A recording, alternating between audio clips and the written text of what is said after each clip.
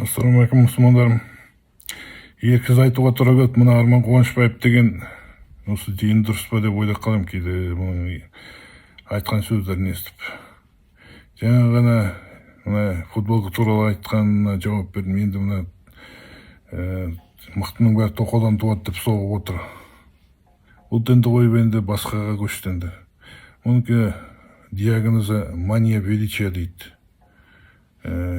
Шизофрения дейді. Дурдомға барып емделетін адам бұл.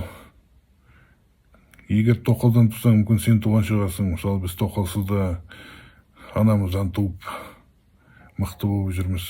Әлхамдулиллах.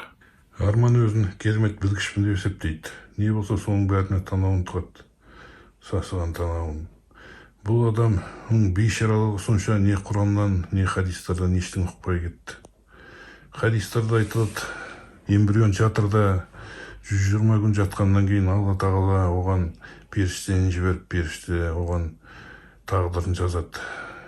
Қандай болатын, бақытты бола ма, бақытты болма, бай бола ма, кедей бола ма, соның бәрін жазады тағдырын. Содан кейін сол тағдырға маңдайымызға не жазылды, сол орындалады.